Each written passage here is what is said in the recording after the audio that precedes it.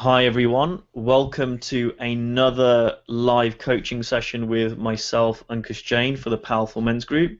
This week or this month should I say, I'm joined by another couple of members from the group. We've got Jahan K, is that how I pronounce your name?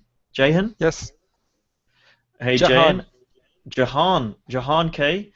And we have got Billy Mann. Hi Billy. Hi, Coach.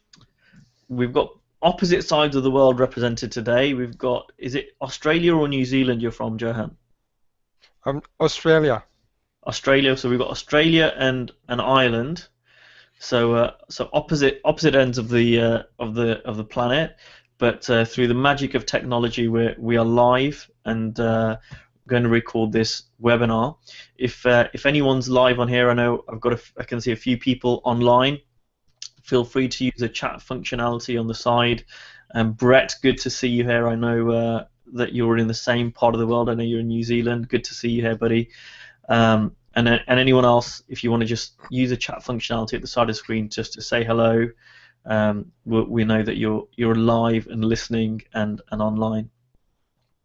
So without further ado, Jahan, I will mute Billy. And yeah, over to you. What would you like some coaching on today? Okay.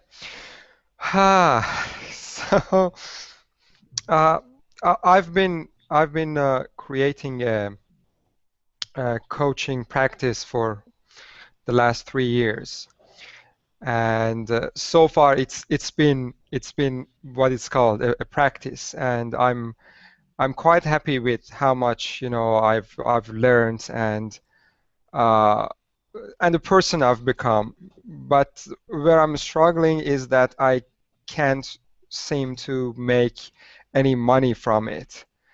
And what that means to me is that I'm not making as big of impact as I can with that. So it just hit me a few weeks ago that I just realized actually I don't have a business.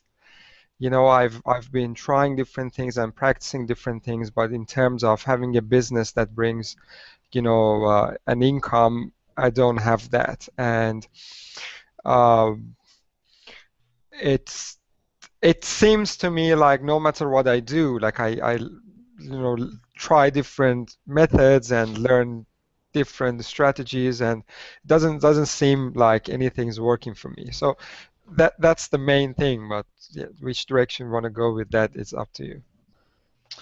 Well, one of that I did ask is that for these live coaching, that I didn't really want to talk about coaches building their practice. I really wanted this to be, for powerful men, and any other topic apart from building a coaching practice. Um, but but maybe we can go a little bit deeper with that, and I'd like to go kind of rather than into the practice building side a bit deeper with you. Yeah. Um, why is it so important for you to build a coaching practice? Yeah.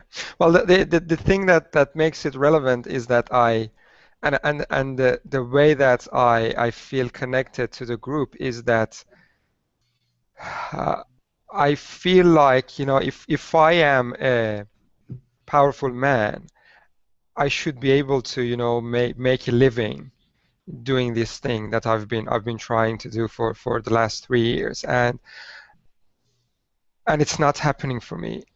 So I somehow I think I relate this inability to, create what I want to create to not being powerful and not showing up, as powerful as I can. I know if I answered the question or not, but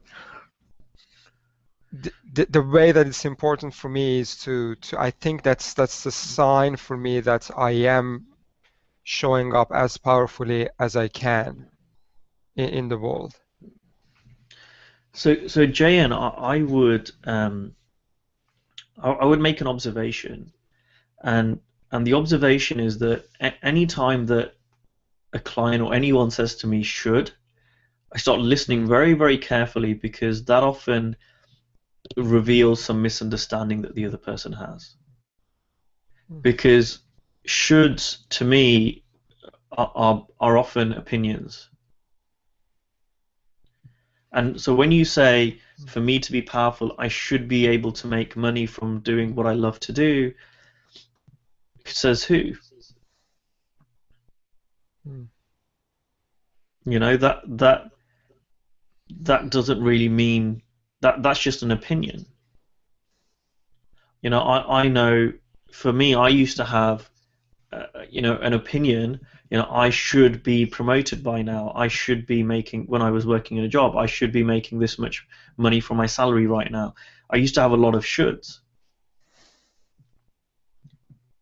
but they weren't based on fact. They were just opinion.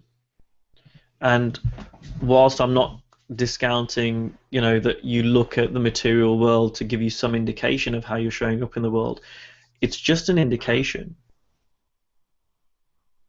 And what I would say is that by saying you should be able to do this or you should be able to do that, you end up putting a lot of pressure on yourself to show up in a certain way or for a certain outcome to happen, I should say. Mm. And if the outcome doesn't happen, it can be frustrating because this should be happening. If I'm a powerful man, this should be happening, which leads you to two logical outcomes. Either I'm not powerful, right? I'm not a powerful man, or I need to try harder. This should be happening. There's something not quite right here.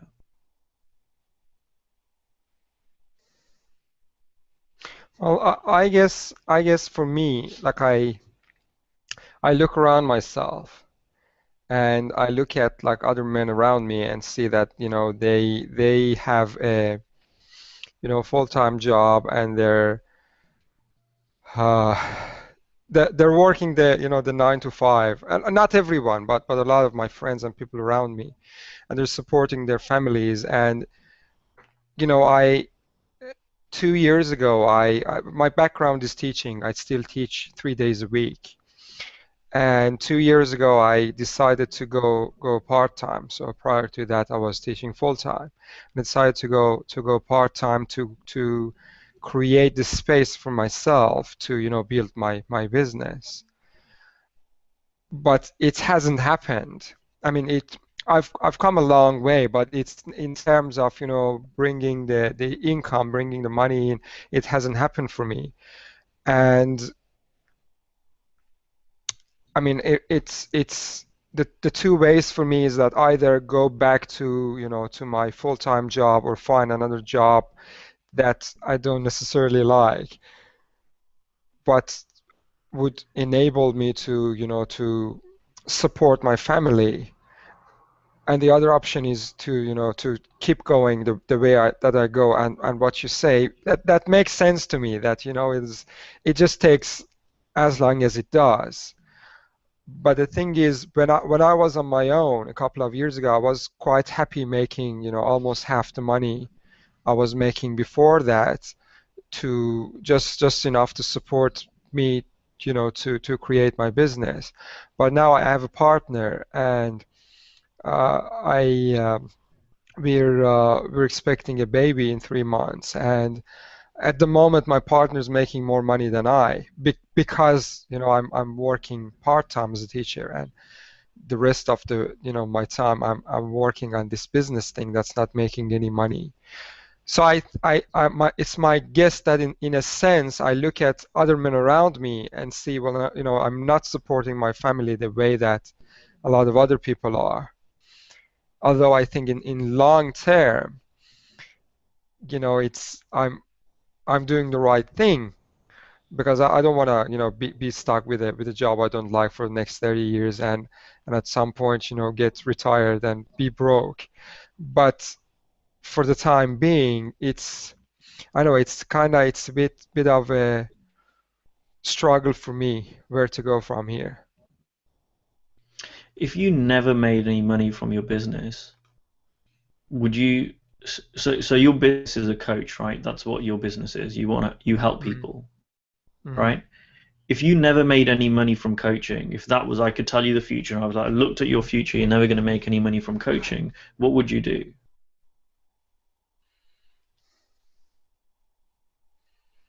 Hmm. Difficult question. Like a year ago, I would say, look, when I got into this, and this is usually how I get into things anyway, was that even if I don't make $1 from this, is it worth doing it? And my answer was yes, because I knew that there would be so much, you know, self-development, so much growth. So I would become a different person as a result of this.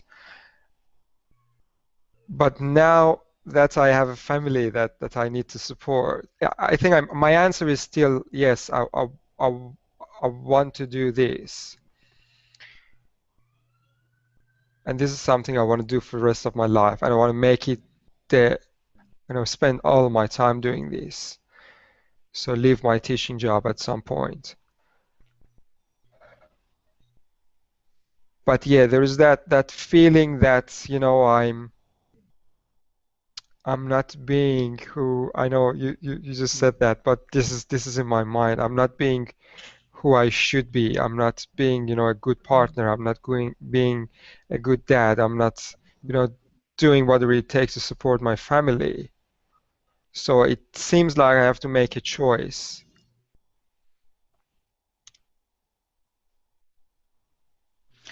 So you didn't really answer the question. Mm.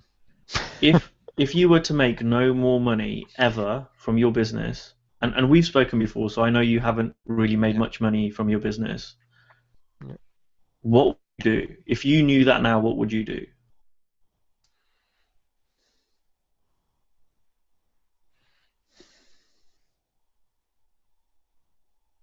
I think probably if we knew that for sure, I would spend maybe half the time I'm spending on it now, and the other half I would do whatever that would bring the money in. What would be the best thing about Sorry, I didn't hear the last of that sentence, the last part of the sentence. what would be the best thing about that? The best thing about that would be that I would make more money that I'm making now. So I would be able to support my family better, at least short term. Do you want me to tell you what would be the worst thing about that? Well, I think you're imagining a lot of worse things about this not working out. It sounds like you've got what Jamie Smart calls a "I'll be happy when." Mhm. I can hear from your language that you say, my business is not working out, and if it doesn't, I'll have to go back and do a job I don't enjoy. Which is you've kind of got two versions. It's like I really want to make this work. If I do, I'll be happy, and if I don't, I'll have to do something that will make me even more unhappy. And so you're putting yourself in between a rock and a hard place, and putting an awful lot of pressure on yourself to say, if this doesn't work out, I'm going to have to do something which makes me unhappy. And only when it does work out, then I will be happy. Now, I don't care what business you're in, if you, or not even a business, if you do that with any goal in your life, if anyone here has got a goal like that, that's going to make it much harder for you to achieve your goal. And it's kind of we get it back to front. We think we need to motivate ourselves, but we don't. It could be the best thing for you to go and do a different job. It could be the best thing in the world for you. You simply do not know that. You have no idea. I will say this strongly. You have no idea what will make you happy and what will not make you happy Hmm. in terms of your situation. Because in truth, none of them will. They don't have any impact. You can do a job and one day love it and one day hate it. It's not the job. And that includes coaching, by the way. You can have a fantastic, thriving coaching business and you can not enjoy it. Hmm. The same you that will enjoy it, a month before. And if you That's true. if you take if you start down the road of I'll be happy when, and you put your happiness based on certain things happening, which is what a lot of people do, you're going to be in for a fall. because one hand, you don't achieve it, so you stay unhappy. The best case scenario is you achieve it, and you might be happy for a moment, but that happiness doesn't come from it.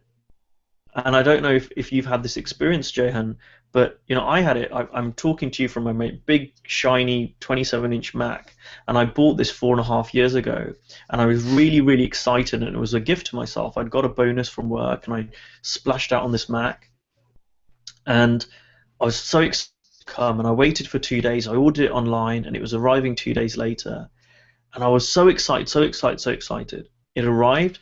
I got out of the box, and it's all shiny, and it's the first Mac I ever had, and I put it on the desk, and I'm like, wow. And then I switch it on, and it's all working, and I'm like, oh, it all works.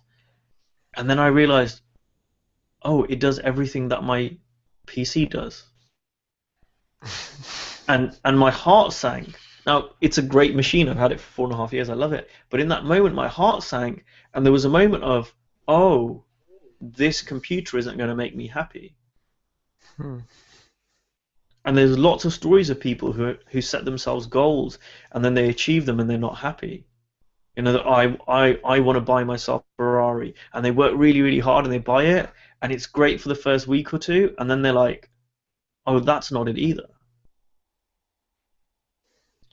Now, what I'm not saying is you don't strive for things or you don't work hard, but if you come from fundamentally from a place of this is going to make me happy or not achieving is going to make me unhappy, you're one, putting a lot of pressure on yourself, and two, that's just simply not true.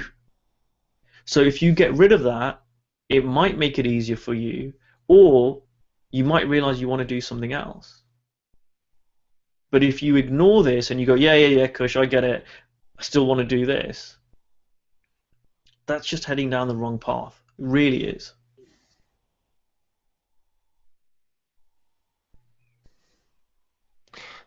What comes to my mind is whether this is gonna make me happy or not happy is one thing, and because that's and the examples you gave me make perfect sense,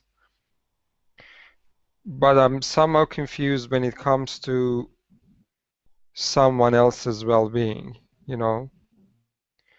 So I can say, yeah, this, if this works, it's gonna make me happy. If it doesn't work, that's also fine. I can do something else and be happy. But the question here is, am I being the man that I need to be to support my family? And that's the question in my mind. Who decides who decides that? I do. Right. And what's that based on?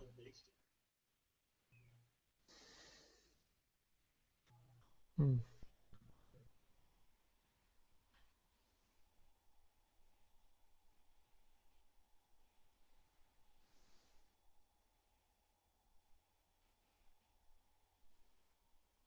Hmm. I don't know. Probably someone else's expectations, someone else's standards. It's just a thought. You tell me, anyone that's on this webinar, anyone that's ever going to listen to this, right? Every single person could be doing more, whether it's being slightly better shape, whether it's earning more money, whether it's being a little bit nicer, being a bit more charitable. Who Hmm. decides what is the man you need to be?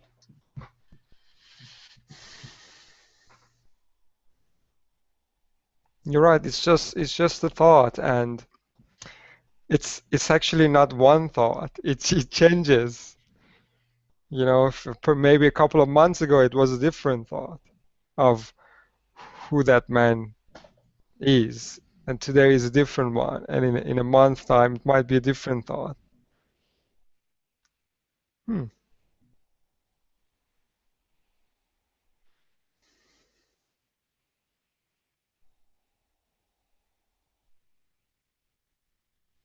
Then look, I kind of I get it intellectually,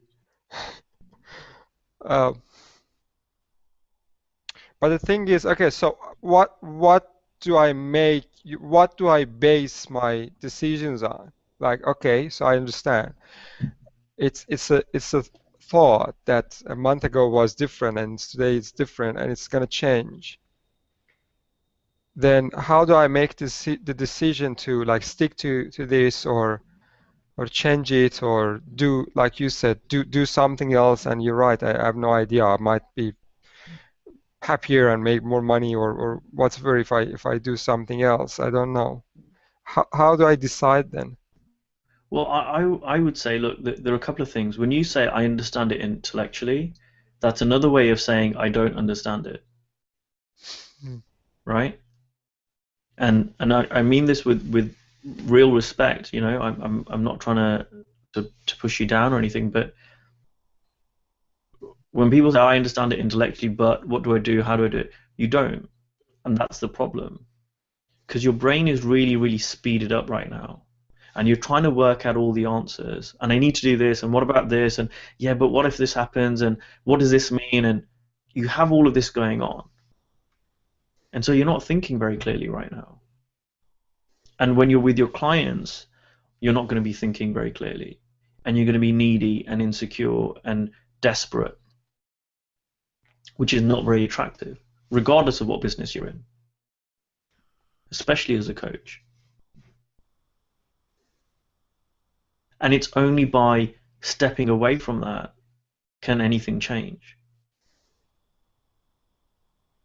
You know, I did an immersion event a few weeks ago. We spent 4 days pointing people to a quiet mind.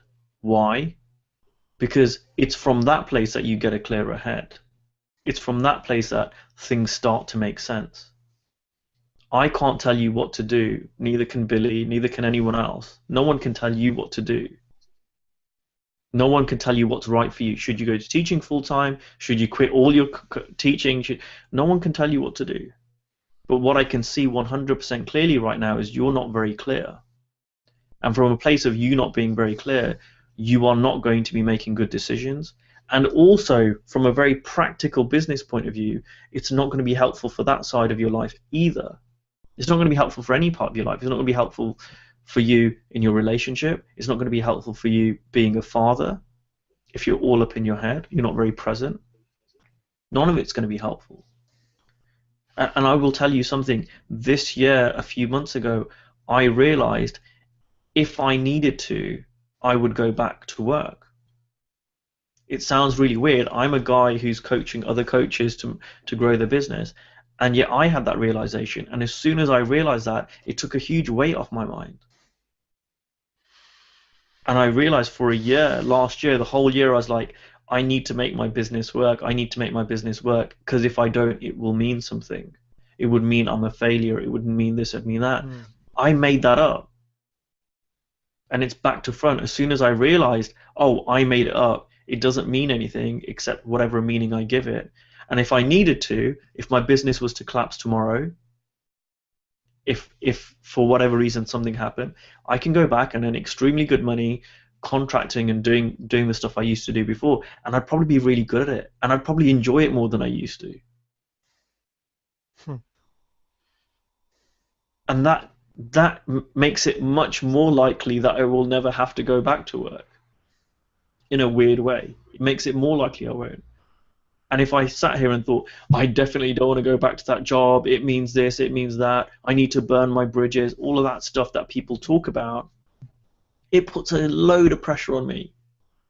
And it makes it more likely that I'm going to have to go back to that at some point. Not necessarily true, but it makes it more likely. Hmm.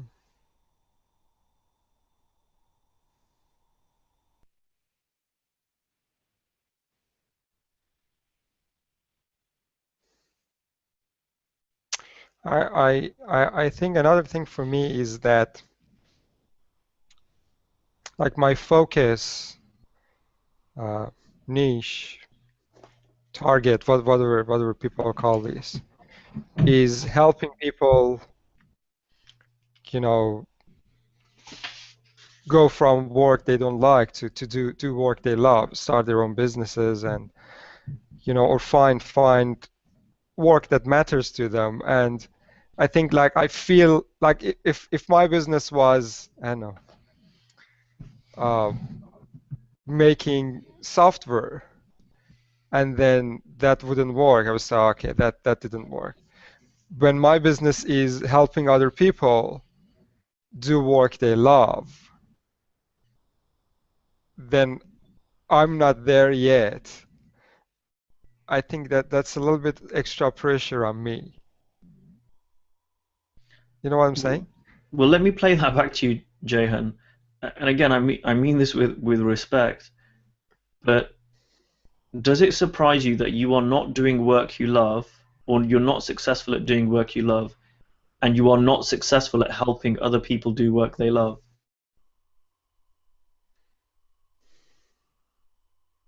I personally don't enjoy doing spreadsheets, right? It's not something I enjoy. I know if I started a business trying to help people to do spreadsheets, I probably wouldn't be very good at it. It's not rocket science. Well, I do love what I do. I'm just not making money from it. Well, it sounds like you're not living it either.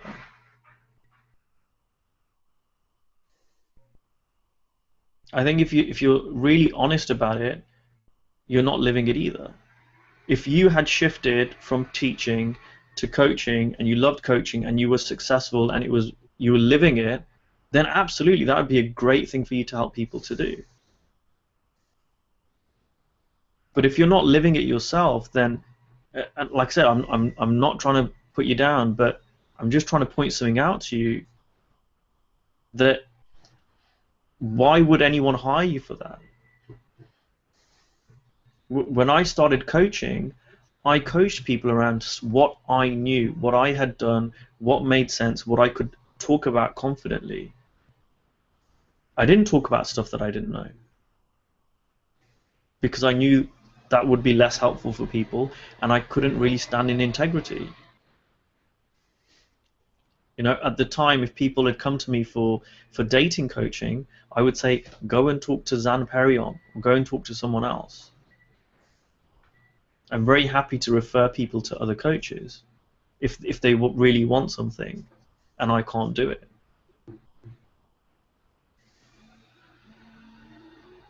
I've had someone approach me to say, "Oh, can you help me with my business?" It was a very particular thing, and I'd never done that before. Now, I don't need to have done it before to coach someone, but I really didn't have a clue on how to help them. And so I had a conversation with them. I go, "This is what makes sense to me, but I'm probably not the right coach for you because I can't really talk confidently about it."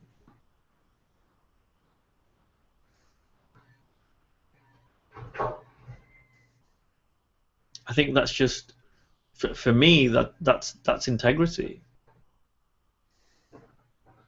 And you look at any of the top coaches, you look at I mean, Mark Howard, Dr. Mark Howard, who I've had, who I've interviewed for this group, and he talks about that, not on the interview that I did, but he talks about it in general. He goes, talk as a coach, talk about what you know, talk about what you can be really confident about. I mean, and let's broaden this up because I don't want to just talk about coaching. For anyone listening to this, if you try and talk about something you don't know, right? People are going to work it out really quickly. If you go and try and buy a used car off a salesperson that doesn't know what they're talking about, you can work it out pretty quickly. You don't need to be an expert on cars. We can work it out.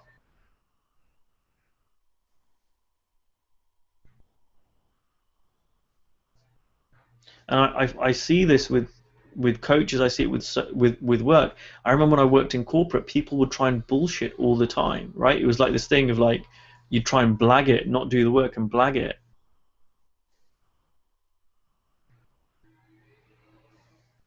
It doesn't, people work it out. People know, everyone knows. You might be able to, what they say, you can fool some of the people some of the time. You can't fool all the people all the time. It's just not possible.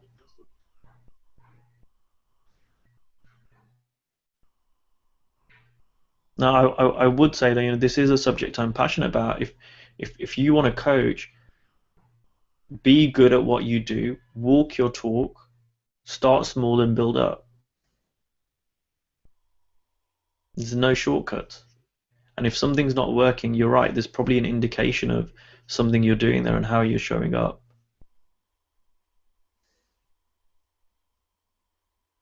Is that helpful? Mm. Something to think about. Thanks, and I know we probably could have a much longer conversation, but we are limited on time today. But thank you for that, Jahan, and look, if you want to explore that further, maybe we can talk offline. Yeah. But Thanks, Ankush. Thanks. Billy, if you want to unmute yourself, then we can come over to you. If anyone's got any comments on what I shared with Jahan, feel free again to use a chat box if that's helpful. If you have a different opinion or if you've got a comment, feel free to put that here. Hi to Madzi. Hi Marco from Germany. Hello Brett. Hello Niels. Good to have you guys on the live one. It's good to do it at a different time this time round. I think it's enabled some people who aren't normally able to make these to get onto this one. Billy, what would you like coaching on today? Good morning, Kush. And everybody. Morning. And I really enjoyed listening to that. Actually, it's funny. As I was listening to you talk to Jahan, I was nodding away listening because I was picking up on stuff that you were talking, because it essentially ties into the same thing. But before I go any further, I apologize if the phone rings. It's Tuesday morning. I'm actually at the back of the salon at the moment because I had to come in. Circumstances as they are. But I spoke a little bit about this lately, Kush. Essentially, this group is, the Powerful Men's Group, in other words, aspiring to live a life of excellence. Is essentially what the core message of the group is. And what's going on in my life right now and where I am right now are apart. I am making progress. My business is moving forward. My plans to move my business and all that is moving forward and whatever. But my problem is that it's me. As this is going forward, as I start to move in a particular direction, my whole personal life has just kind of gone, and it's just gone completely off on the other direction. And I was lying in the bed this morning and I was reflecting this, that I don't know, has this turned out to be a pattern that's in my life? That I invite big change into my life to move my life. Things that I feel that, things that I know that I need to move in the direction of, personally and professionally. It seems that once I start moving something professionally, my personal life tends to get all knotted up in thinking about stuff and I do not show up as a perfect man at all. Kind of drink a little bit too much, not drink drop down type stuff, but cigarettes or something like that, because I don't, I don't know. Particularly the thing that I would start to do is I'd start to eat at night. Little things like that, I stopped exercising, and I'm a bit confounded by it, Kush, to be honest about it. That I'm starting to make strides in one direction of my life, and it isn't a tandem across my life. That my personal part of my life, it's just that I'm a bit more short-tempered with myself, a bit more short-tempered with my kids and my wife, little things like that. But yet professionally, the other part of my life is starting to take shape. Can't seem to get a congruence where they're both moving together. And somehow, and I entirely on a true principle basis, this is just thought. And and it's something that you point out to Jahan, that you cleared it up for him. It always makes sense except when it doesn't. And someone will say, that it's just your thinking. Well, yeah, I know that, but I don't know that. because if I knew that, I wouldn't be in this particular situation within myself.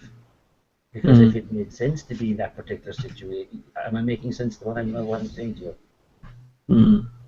And part of me is kind of beginning to wonder: is there a form of sabotage? I can't seem to figure out what's going on, to be brutally honest. What if you didn't need to figure it out, Billy? I know that, Kush, on one level. But right now, that doesn't seem to make a whole lot of sense to me. Because it just doesn't. Truthfully. I wish it did. So you don't. So like I said to Jahan, it's basically saying you don't understand that. Exactly. So saying I understand it on one level, it could also be translated as to I don't understand that. I'm much honest. I want to let it go. The problem is that it's created very unhelpful patterns in my life right now. Very unhelpful patterns in my life. And that's what's, it's just, I'm not what I like to be usually. So let's kind of delve into this. You said that your professional life's taking off, but your personal life's gone downhill. What do you mean by that? What practically has changed in your personal life? Because that's a very provocative statement. It's gone, downhill. What does a downhill mean?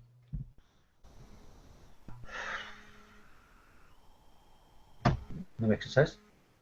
Okay. None. Zip. My diet's gone to shit. I mean, it's gone to shit. Okay. I'm eating all the wrong kinds of food. Yeah. I pretend, actually, ironically, during the day it's not an issue while I'm working because I'm occupied, and then when I get home at night and I sit down and whatever, I also find myself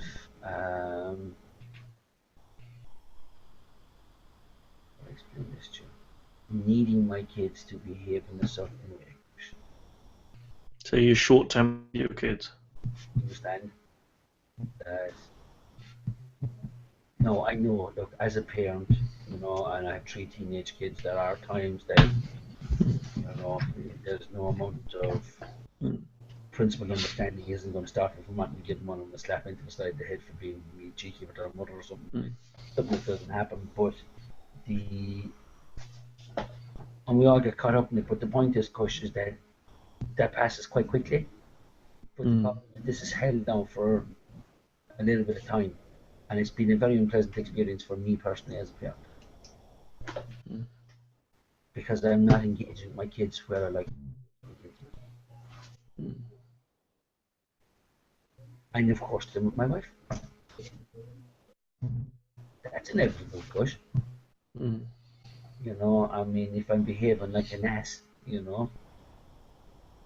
isn't going to, and she is trying her hardest to be patient with me at the moment. She's giving me a bit of space. And I know it's bad for my wife is starting to give me a little bit of space. I've been here for a long time, Kush. And there's nothing serious, if you know what I mean, in the sense of it's serious stuff. But it's all these little things. And they all are having a little bit of a nibble at different times, and and it's created a thought storm at the moment that I can't seem to. I remember listening to The Psychology of Achievement, which is Brian Tracy's CD. Well, it was originally on tapes, but I got the CDs. Which is like, I think he made them in the 80s, right? So there's old school self-development stuff. And he would talk about, what people who are very successful do and how to really be successful in life. That was the kind of premise of it. And one of the things he said was, which I found really weird. He's like, you go to work, and he's like, you get in before anyone else. It's like a bit old school. You get in before everyone else, you leave after everyone else. It was kind of, don't take breaks, just work hard, right? And I think things have moved on from there. But one of the things he said was, stop off every day and spend some time in silence. So he's like, if you're driving home, stop off, spend 10 minutes, ideally half an hour, and just be. And I remember listening to that going, that's just wacky. Like, what on earth would you do that for? You want me to work harder than I am being, and then you want me to just be on my own for half an hour? What the hell is that about? And what he also said was, take, which I hadn't heard before, was take regular holidays. He goes, take mini vacations, weekends away, and take, 1 or 2 big holidays a year. And what I look at that now is, he was trying to balance out in his head of, you work really hard, and you change one thing and you balance it out. And what just occurred for me is you're changing something in one area of your life, which is your business, and you're changing things professionally. Now, it can look like, okay, I'm changing something over here, so I'm spinning my plates over here, and I'm not spinning my plates over here, so these plates are going to fall, so I need to do more here. I need to push myself to exercise again, and I need to be more firm on my diet and whatever else. And what occurs to me is that maybe not the answer. And the answer may be actually quietening down. In a way, exactly what I said to Jahan. That's why I was nodding. I was hearing the same thing. Because it's the behavior isn't a problem, Billy. Really, it's not a problem. It's a symptom. So you not exercising, you letting your diet go, you being short-tempered with your kids, you might being snappy with your wife, that's not a problem. I mean, it looks like a problem, but if you try and change that, you're trying to treat the symptom, not the cause. And the cause of all of those things, to me, because there are lots of different things, but to me, the cause of that is you've got a lot on your mind. You're trying to change the business, so you need to balance that out with time for you to relax and settle and calm down. And you'll be doing your kids and yourself a big favor if you do that. Now, it might be connected, so you're doing no exercise. It might be you go for a half an hour walk in the morning. Just get yourself up half an hour earlier and go for a walk, and you get your exercise in, and it just settles you down. It just starts the day off right. Or it might be go for a walk when you come back from work. It could be something really, really small like that. It doesn't have to be a big thing. And the really great thing about this is you're aware of it. This is not unconscious now. You're aware, okay, I'm being a bit more short-tempered, I'm not really exercising, I'm not eating as well as I could. That's great, because you don't need to work out necessarily why that's happening, but awareness of it means that you can do something about it. So an awareness of it now is saying, well, maybe I'm all caught up a little bit. Because I know for me, when I'm all caught up and I'm stressed, I'll eat more junk. When I'm in a great place, I'll have a salad. It's all right. Mm-hmm. When I feel really stressed, it's like, oh, do I want to do my exercise today? No, I'll leave. Oh, I've got too much to do. It's a symptom. And I don't know about you, but what I have done in the past is something like that will happen, and I'll put more pressure on myself. So I've got stress in my life, or stress I've created in my life, should I say, on one area, and so I'm letting other things slip. And rather than being kinder to myself, right, I put more pressure on myself, going, come on, why are you not exercising? Why are you not, like, come on, and I'm trying to, like, beat myself up to fix that part of my life as well, as opposed to, okay, I'm changing something here, there's stuff going on, look, there's an indication of, maybe I'm taking on too much. I need to be kind to myself, give myself space, relax, rather than put more pressure on myself. I mean, you're a parent, you see this with your kids. If your kids are acting out, you can be tougher and tougher and tougher, But at some point, giving them a bit of love and a bit of a cuddle can do wonders to change their behavior. Sure. I'm laughing, Kush, because I'm caught up in the symptoms of it. And it's just, it just went, oh my God, I've been looking at it all the wrong way again. Looking at the physicality, looking at the behavior, as if somehow it's telling me something about who I am right now, or what I am right now, or, yeah, the internal dialogue has, yeah. Because usually I tend to be far more patient with my kids and stuff. And I tend to be I tend to be the cuddly parent in that instance, because I don't tend to buy into their, particularly with my daughter, which is very handy because she's 14 and a half and the hormone bomb has gone off, and so it helps to be the parent that laughs a lot. Um, yeah, yeah, that makes perfect sense, Kush. Just makes perfect sense right now. I think the fact is, I think it highlights perfectly what happens when we have expectations of ourselves, and what happens when we get caught up in the principalness of a situation. I know better. I know this. I know I should be doing better, right? Like the shoulda, coulda, woulda bomb that goes off. And once we're in that area of, we have, it is a key Kevin said, he says we're shooting all over ourselves at that stage then.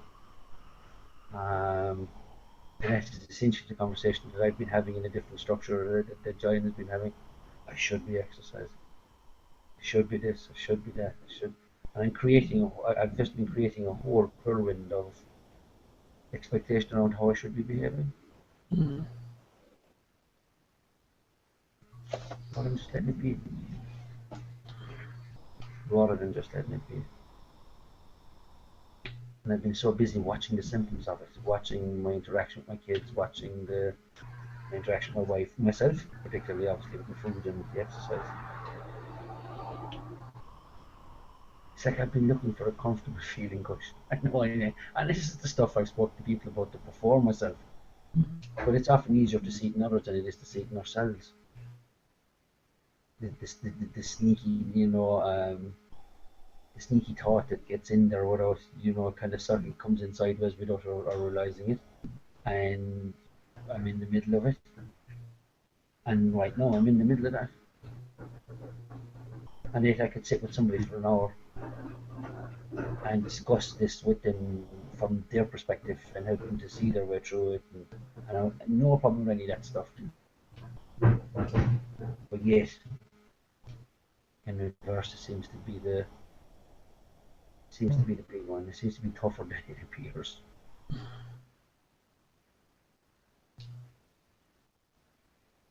Yeah. I think it's the fact, I suppose, that we there's an expectation, like Jahan was talking about,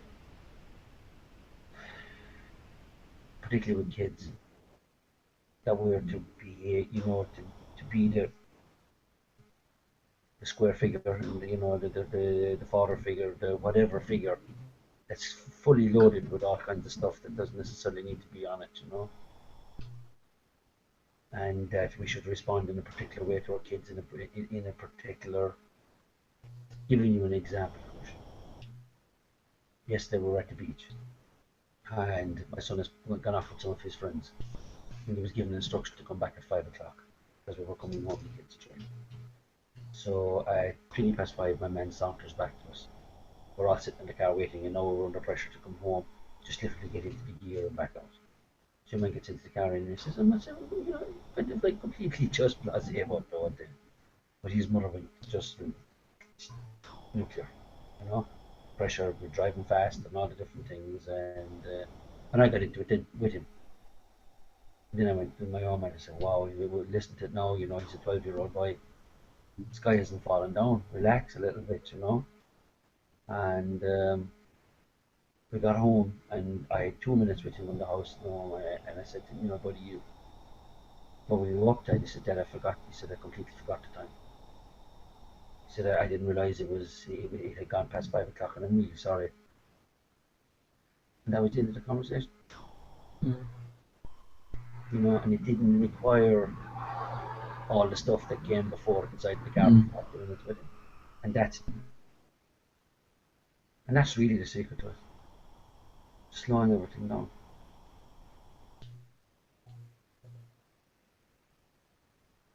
Geez, I've been putting a lot of pressure on myself lately. A lot of pressure. A lot of pressure stuff on the symptoms of a lot of things that I didn't need.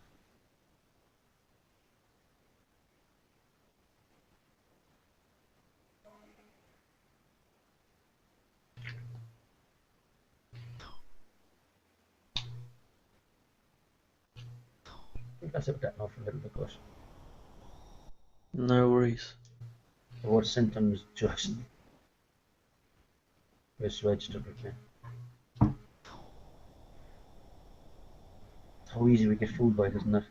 How easy we get fooled by, you know, the expectations we have of,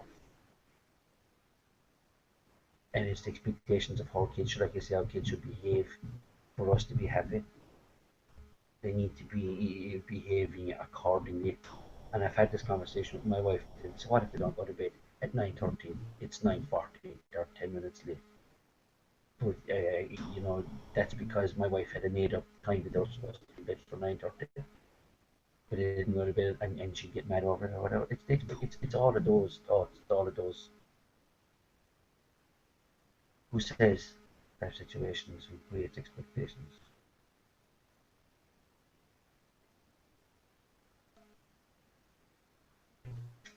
No. Thank you, Bush. You're welcome.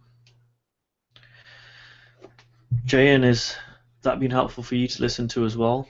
I guess there were a number of similarities between what you spoke about and I guess where Billy's at as well.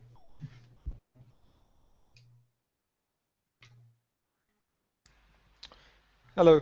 Sorry. Yeah, definitely. Like the shoots that we talked about. It was interesting the way you say that. You know, the moment you just like that is somehow your inside telling you to slow down.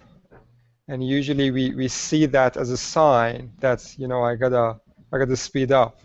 And what Bill was, you know, Billy was sharing, like that happens to me sometimes too. Like I say, I should go to the gym, you know, more regularly. I'm not going enough. And then when that thought comes, you I think that it's a sign for me to go and rush and do something.